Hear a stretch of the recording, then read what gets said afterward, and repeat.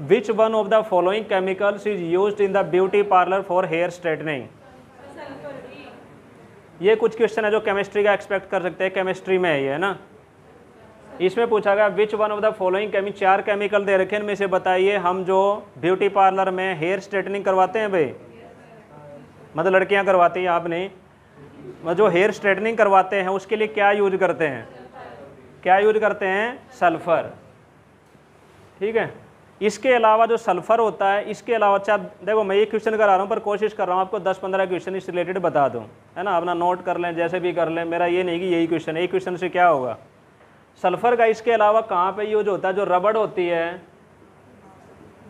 ना, जो रबड़ होती है उस रबड़ को अगर आप देखेंगे तो वो लिक्विड फॉर्म में होती है ना, लिक्विड फॉर्म में होती है। रबड़ का जो प्लांट होता है उसको क्या कहते हैं, रबड़ का जो पौधा होता है उसको क्या कहते हैं, क्या कहते हैं, लेटेक्स, उसको बोलते हैं लेटेक्स ट्री होता है। लेटेक्स ट्री से मिलती है हमें रबड़, नेचुरल रबड़। ठीक है, नेचुरल रबड़ मिलती है, लेकिन वो कैसी होती है, जैसे दूध होता है ना, दूध टाइप होता है। तो उस मिल्क को थोड़ा गाढ़ा करने के लिए, टाइट करने के लिए हम क्या डालते हैं, उसमें सल्फर डाल देते हैं, और सल्फर से क्या हो जाएगी, वो थोड़ी हार्ड हो जाएगी। और जब हार्ड होती है उस क्रिया को कहते हैं, प्रोसेस को क्या कहते हैं, वल्कनाइजेशन। क्या बोलते हैं भाई, वल्कनाइजेशन, उसको बोलते हैं वल्कनाइजेशन। तो ये पूछ सकते हैं वल्कनाइजेशन या वल्कीकरण क्या होता है। तो वल्कनाइजेशन या वल्कीकरण होता है जो रबड़ होती है हमारी नेचुरल, उसको हार्ड करने के लिए, स्ट्रॉन्ग करने के लिए हम क्या डालते हैं, उसमें सल्फर। ठीक है, इसके अलावा घर में अगर आप देखो तो जो प्याज होता है, लहसुन होता है, उसमें भी जो स्मेल होती है वो किसकी वजह से होती है, सल्फर की वजह से होती है। ठीक है भाई, इसके अलावा इसमें 3-4 और हैं। फास्फोरस को आपको पता है ये कहाँ यूज होता है ना, हमारी जो हड्डियाँ होती हैं, हड्डियों को मजबूत बनाने के लिए हम किसका यूज करते हैं, सल्फर का यूज करते हैं, इसका फास्फोरस का यूज करते हैं। इसके अलावा जो मैच स्टिक होती है, मैच स्टिक का पता है, जो माचिस होती है, माचिस में भी हम किसका यूज करते हैं, रेड फास्फोरस का यूज करते हैं।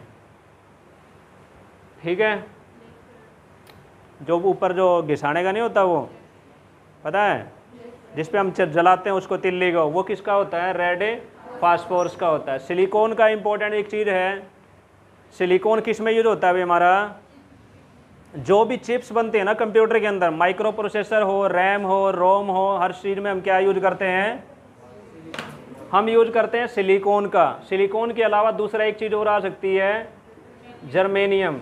सिलिकॉन या जर्मेनियम को हम बोलते हैं अर्धचालक। ये कुछ इंपॉर्टेंट फैक्ट है जो आप नोट कर सकते हैं हर क्वेश्चन के साथ, ये नोट भी कर सकते हैं, जब आप पढ़ेंगे ना कहीं आपके काम आएंगे घर जाके। जिसने ऑलरेडी पता है सब कुछ अलग बात है, नहीं तो अपना नोट कर सकते हैं। जो सिलिकॉन होता है या जर्मेनियम होता है, इनको क्या बोलते हैं भाई, हमें अर्धचालक, या इंग्लिश में क्या कहेंगे, सेमी कंडक्टर। और बेस्ट कंडक्टर कौन सा है, सबसे बेस्ट कंडक्टर क्या है इलेक्ट्रिसिटी का, सिल्वर। जो चांदी होती है सबसे बेस्ट कंडक्टर है इलेक्ट्रिसिटी का। और दूसरे नंबर पर, पहले नंबर सबसे बेस्ट कंडक्टर है सिल्वर, दूसरे नंबर पर है कॉपर। ठीक है, तीसरे नंबर पे है एल्यूमिनियम। नॉर्मली हम जो ये बाहर की जो बिजली की लाइनें बिछी होती है उसमें किसका यूज करते हैं, एल्यूमिनियम का। कॉपर का हम घरों में यूज करते हैं, जो घरों में तारे होते हैं उनमें कॉपर होता है। लेकिन जो बाहर तारे बिछ रहे हैं, जितने भी ट्रांसफॉर्मर से तारे आते हैं, उनमें किसका यूज करते हैं, हमें एल्यूमिनियम का यूज करते हैं, है ना। चांदी का ऑब्वियस है, क्यों यूज नहीं करते, क्योंकि ये महंगी है, कॉस्टली है। सिल्वर लगाएंगे तो तार ही कटे रहेंगे रोज की रोज, है ना, है कि नहीं, मज़ा आ जाएगा सबको। तो इसलिए सिल्वर का यूज नहीं करते, किसका यूज करते हैं, हमें एल्यूमिनियम का, एल्यूमिनियम का करते हैं। कॉपर बाहर कोई नहीं, कॉपर को भी तोड़ देंगे, कॉपर ही बहुत महंगा बिकता है, पता है भाई। अगर आप मान लीजिए यही लगा लो, इसका एसी की बाहर जो कॉपर होती है ना, कॉपर की जो पाइप होती है उसको बेचे, बहुत महंगी बिकती है। कॉपर आप किसी भी स्क्रैप में बेचोगे महंगा जाता है, एल्यूमिनियम नहीं जाता, है ना। एल्यूमिनियम बहुत सस्ता बिकता है, क्योंकि एल्यूमिनियम सबसे ज़्यादा पाया जाता है। अगर धरती पे भी देखेंगे ना, धरती पे सबसे ज़्यादा कौन सी मेटल है, तो कौन सी है, एल्यूमिनियम सबसे ज़्यादा मिलेगी धरती के क्रस्ट पे। जो सबसे ऊपरी क्रस्ट किसको कहते हैं, जो टॉप लेयर है अर्थ की, उसको क्या कहते हैं, क्रस्ट, तो उसमें सबसे ज़्यादा मिलती है एल्यूमिनियम एज ए मेटल। अगर ओवरऑल कहें तो बताओ धरती के क्रस्ट में सबसे ज़्यादा कौन सा तत्व या एलिमेंट पाया जाता है? पीरियोडिक टेबल में जितने भी एलिमेंट है उनमें सबसे ज़्यादा कौन सा एलिमेंट मिलता है? तो वो है ऑक्सीजन। वो कौन सी है? ऑक्सीजन। लेकिन मेटल की बात करें तो क्या है? एल्यूमिनियम। ध्यान रखेंगे, जो भी बता रहा हूँ सारा इंपॉर्टेंट है, क्वेश्चन आए हुए हैं, मान के चलना है। ऑक्सीजन पूछेंगे तो ऑक्सीजन भी इंपॉर्टेंट है, एल्यूमिनियम आया तो ये भी मैंने इंपॉर्टेंट ही बताया है, बेस्ट कंडक्टर बताया सिल्वर, तो ये भी इंपॉर्टेंट है ना। और जो सेमीकंडक्टर बता रहा हूँ तो ये भी इंपॉर्टेंट है। 2 सेमीकंडक्टर हैं, कौन कौन से? सिलिकॉन और जर्मेनियम, जो सबसे इंपॉर्टेंट है। और इंडिया की सिलिकॉन सिटी कहाँ पे है? बेंगलुरु को बोलते हैं इंडिया की सिलिकॉन सिटी, और वर्ल्ड की सिलिकॉन सिटी है कैलिफोर्निया। कहाँ पे अभी? कैलिफोर्निया, अमेरिका के अंदर है कैलिफोर्निया, जिसको वर्ल्ड की सिलिकॉन सिटी कहते हैं। इसका मतलब वहाँ पे सॉफ्टवेयर का काम, कंप्यूटर का काम ज़्यादा होता होगा, क्योंकि हम सिलिकॉन का यूज करते हैं। जो कंप्यूटर के अंदर प्रोसेसर होता है ना, प्रोसेसर सुना आप लोगों ने? जो प्रोसेसर बनते हैं, इंटेल जो कंपनी बनाती है, इंटेल है या AMD है, ये प्रोसेसर बनाते हैं। मोबाइल में भी देखते हो कितना, कौन सा प्रोसेसर है, ड्यूअल कोर है, ऑक्टा कोर है, कौन सा प्रोसेसर है। वो सारे प्रोसेसर किसके बनते हैं? सिलिकॉन या जर्मेनियम यूज होता है, सिलिकॉन या जर्मेनियम। आयरन का आपको पता ही है ना, लोहा, लोहे से कौन सी बीमारी होती है? हमारी बॉडी में अगर आयरन की कमी हो जाए तो कौन सी बीमारी होगी? एनीमिया, है ना। और आयरन का जो इम्पोर्टेंट आता है वो ये आता है कि आयरन को जो जंग लगता है ना, उसको बचाने के लिए हम क्या करते हैं? आयरन पे जंग ना लगे उसके लिए हम किस चीज़ की लेयर चढ़ाते हैं? जिंक की, जो इम्पोर्टेंट है। पेंट वेंट कर दो, ठीक है, पेंट कर दिया, ये कर दिया, लेकिन पेंट नहीं पूछेगा, आपसे पूछेगा किस चीज़ की लेयर चढ़ाई जाती है? तो जिंक की लेयर चढ़ाई जाती है, जिसको हम क्या बोलते हैं? गैल्वेनाइजेशन या जस्तीकरण कहते हैं, जिसको हम बोलते हैं गैल्वेनाइजेशन, या जिसको बोलते हैं हम हिंदी में कहेंगे जस्तीकरण, जस्ता बोलते हैं जिंक को। जिंक को हिंदी में क्या बोलते हैं भाई? जस्ता। तो जिंक की लेयर चढ़ाने को कहते हैं हमें जस्तीकरण या गैल्वेनाइजेशन। इससे हम एक तरह से लोहे पे जंग लगने से बचाते हैं।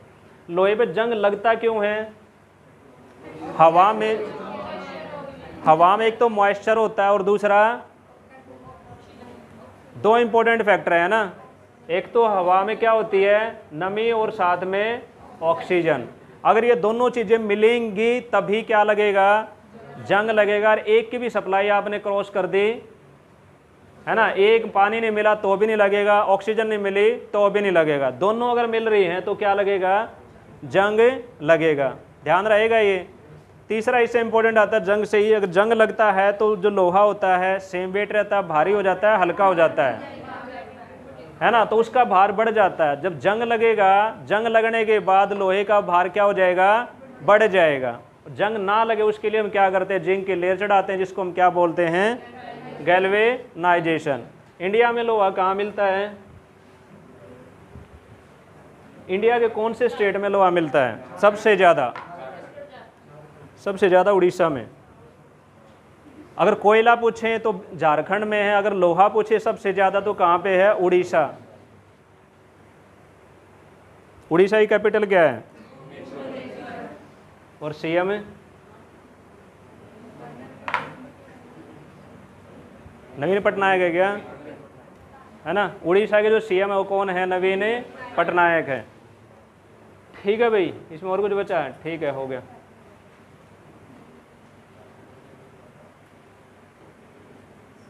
पेरिस्कोप इज यूज्ड फॉर, जो पेरिस्कोप होता है उसका यूज कहाँ पे होता है? हिंदी में भी दे रखा है। पेरिस्कोप के लिए क्या जाता है? खगोलीय पिंड देखने के लिए, सूक्ष्म जीव को देखने के लिए, पनडुब्बी से जल स्तर से ऊपर की वस्तु को देखना, पानी के अंदर देखना।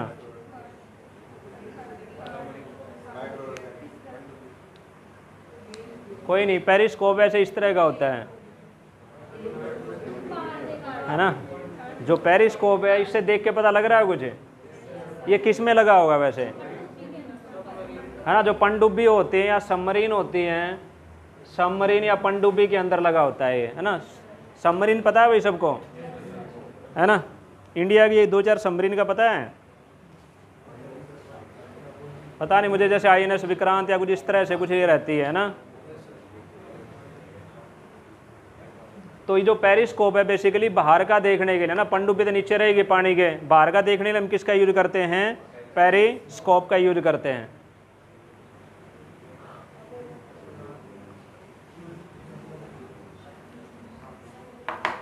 इंडियन स्पेस रिसर्च ऑर्गेनाइजेशन कहाँ पे है अभी इसका ऑफिस?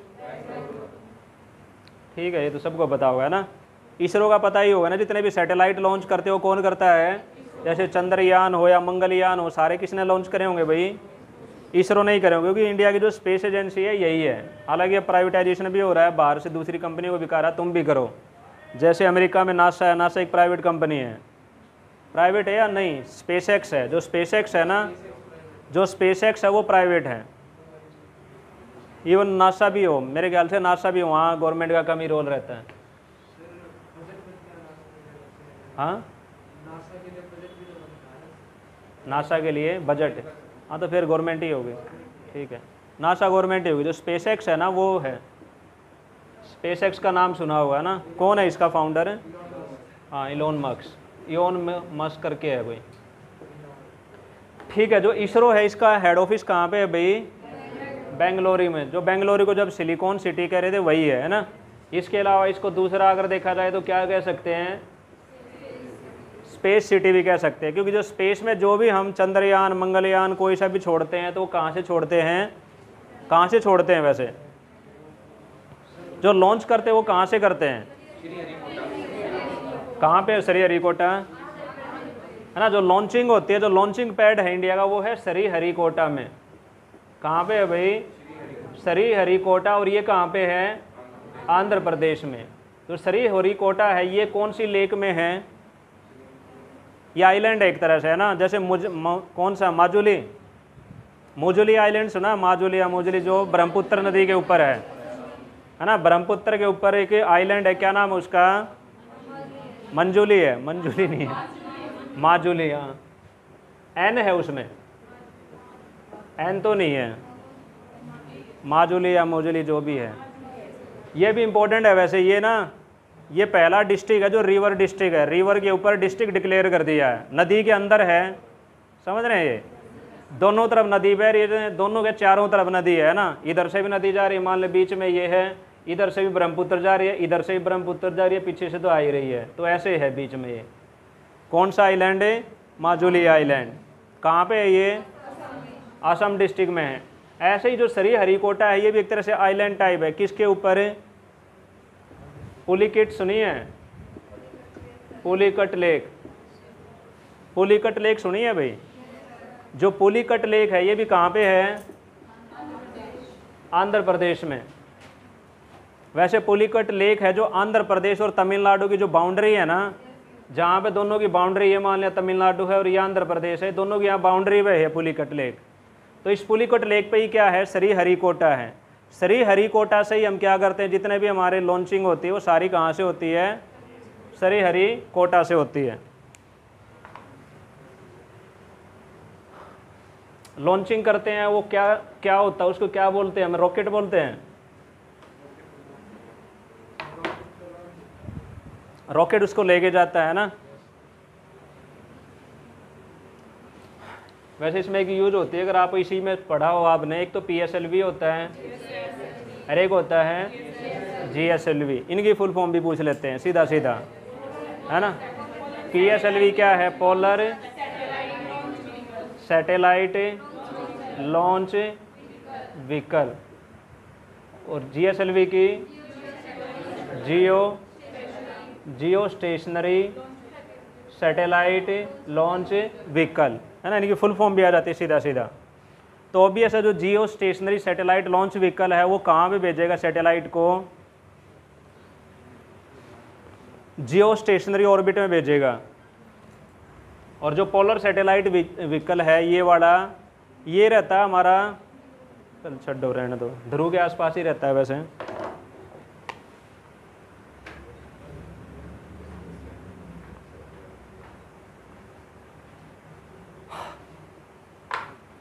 ठीक है भाई, इसके अलावा 2-3 क्वेश्चन और बता रहा हूँ इससे इंपॉर्टेंट जो हो सकते हैं। जो हैदराबाद है कौन सी नदी के किनारे पे है? हैदराबाद कौन सी नदी के किनारे पे है? मूसी। अगर ये पूछे चार मीनार कहाँ पे है ना, चार मीनार भी यहीं पे है। चार वैसे लिखा, चार दूसरे तरीके से लिखना। चार मीनार कहाँ पे है भाई? हैदराबाद में ही है। अगर हैदराबाद में अगर देखा जाए यहाँ पे राजा कौन था, तो इसमें आता है कुतुब शाही। कुतुब शाही डायनेस्टी का राज था यहाँ पे। जो लास्ट में भी जो वल्लभ भाई पटेल ने खाली करवाया तब भी यही थे ना, कुतुब शाही डायनेस्टी।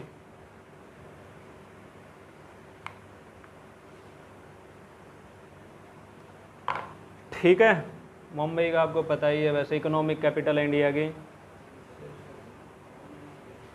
ठीक है, इसके अलावा इसरो की एक कॉमर्शियल आर्म और है ना, जो कॉमर्शियल काम करने के लिए एक अलग से एक और इसने अपनी कंपनी बनाई है इंटरनल, जिसको बोलते हैं अंतरिक्ष। अगर आपने सुनी हो तो सुना है, अंतरिक्ष का नाम सुना है भाई?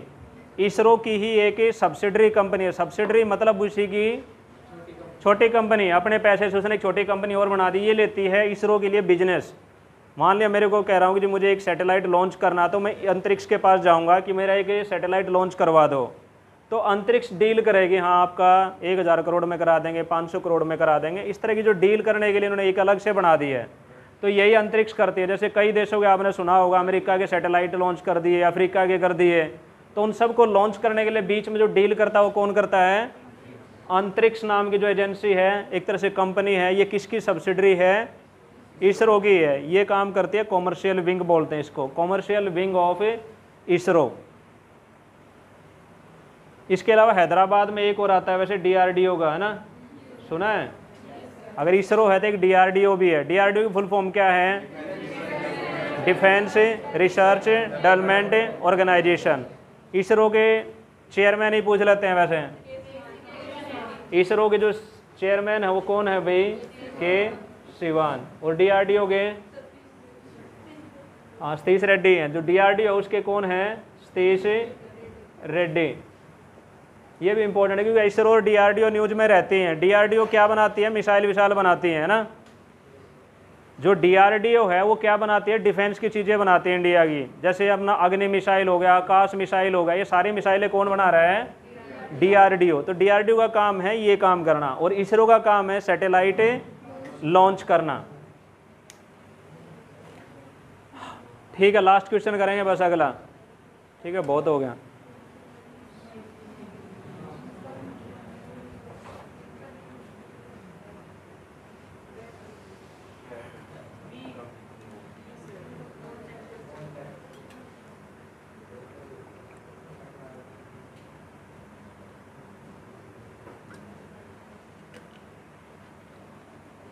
Income from the agriculture is, सबको पता ही होगा, है ना। कोई टैक्स तो नहीं लगता है ना। जैसे फार्मर है, किसान है, उसमें जो इनकम आ रही है कोई टैक्स मांगता है ना, कोई टैक्स नहीं है। तो income from the agriculture is non taxable. ठीक है, लेकिन टैक्स से रिलेटेड एक चीज़ आ जाती है कि कौन सा, जैसे जीएसटी भी पूछ लो। जीएसटी की फुल फॉर्म क्या है? Goods services tax. ये कौन से अमेंडमेंट से याद है? संविधान का कौन सा संशोधन हुआ था? 101वां संशोधन था, जिससे जीएसटी बिल आया था, है ना। जीएसटी लगने लग गया, इसमें बहुत सारे टैक्स मिला के इसका क्या बना दिया? एक ही बना दिया था। सुना है इसके बारे में? कौन कौन सी स्लैब है इसकी? 5% की है, 12% है, 18 है और 28 है। तो इसमें 4 स्लैब है ना। यही पूछे जीएसटी में कितनी स्लैब हैं? तो 4 स्लैब है। 5%, अब 0% भी। हाँ, ऐसे कई जगह मैंने देखा है, वैसे 5 भी आती है इसमें ना, एक 0% भी, जो एक तरह जिनके ऊपर टैक्स लगता ही नहीं है ना। बहुत सारी चीज़ें ऐसी नहीं जिसके ऊपर टैक्स लगता ही नहीं। जैसे यहाँ पे एग्जांपल दे रखा है, टैक्स नहीं लगता। तो 0%, 5%, 12%, 18% और 28%। तो ये है जीएसटी। जीएसटी कैसा टैक्स है? डायरेक्ट या इनडायरेक्ट है ना। ये भी आ जाता है जीएसटी किस टाइप का टैक्स है, डायरेक्ट या इनडायरेक्ट, है ना। तो ये कैसा है भाई? इनडायरेक्ट। जबकि इनकम टैक्स कैसा है? इनकम टैक्स सीधा सीधा आपकी सैलरी पे लगता है ना, जो पैसे आ रहे हैं उसी पे सीधा सीधा टैक्स ले रहे हैं। तो जो इनकम टैक्स लगता है, इनकम टैक्स सुना है? जो आयकर लगता है वो कैसा टैक्स है भाई, डायरेक्ट है। जबकि जीएसटी किस पे लगता है, मान लिया आप कुछ खाना खाना चले गए है ना, मैकडी पे चले गए, कहीं भी चले गए, मूवी देखने चले गए, तो आप क्या ले रहे हो, एक प्रोडक्ट खरीद रहे हो, उस प्रोडक्ट के ऊपर टैक्स है, समझ रहे हो। जो आप सर्विस यूज कर रहे हो उसके ऊपर टैक्स है, ना कि आपकी कमाई के ऊपर सीधा सीधा टैक्स है। तो डायरेक्ट हो गया, इनडायरेक्ट हो गया। आपने चीज़ खरीदी तो आपको टैक्स लगेगा, है ना। लेकिन इनकम टैक्स क्या है, आप जितना कमा रहे हो उस पर लगना ही, चाहे आप खरीदो या ना खरीदो, कुछ लो ना लो, आपके अकाउंट में पैसा आ गया तो उसके ऊपर एक टैक्स लग रहा है जिसको बोलते हैं इनकम टैक्स। तो वो क्या लग रहा है, सीधा सीधा आपकी सैलरी पे लग रहा है, इसलिए उसको बोलते हैं डायरेक्ट टैक्स। और ये वाला क्या हो जाएगा, हमारा इनडायरेक्ट टैक्स हो जाएगा। एक और आता है इसी में, कॉरपोरेट टैक्स, सुना है। जो कॉरपोरेट टैक्स होता है ये डायरेक्ट है या इनडायरेक्ट है। कॉरपोरेट इनको बोलते हैं जो बड़ी बड़ी कंपनियां हैं ना, जैसे मान लिया आईडिया ही है ना, या कोई भी लैपटॉप की कंपनी है, कोई भी जो बड़ी कंपनियां हैं उनके ऊपर, एयरटेल है, ये सारी की क्या है, कॉरपोरेट्स बोलते हैं इनको। कॉरपोरेट समझ में आता है, कॉरपोरेट वर्ल्ड सुना है, कॉरपोरेट वर्ल्ड है ये तो, है ना। तो इसका मतलब जो बड़ी बड़ी कंपनियां होती हैं उनको बोलते हैं कॉरपोरेट, उनके कॉरपोरेट ऑफिस होते हैं फिर, है ना। तो ये भी क्या है, डायरेक्ट है, सीधा सीधा कंपनियां क्या देती हैं, पैसा देती हैं, जितना भी कमाई करते हैं उसका कुछ हिस्सा किसको देती हैं, गवर्नमेंट को देते हैं। जितना भी पैसा कमाया उसका कुछ हिस्सा, मान लिया किसी ने 100 करोड़ कमाया तो गवर्नमेंट को 20 करोड़ दे देंगी। तो वो भी क्या है, हमारा डायरेक्ट टैक्स है।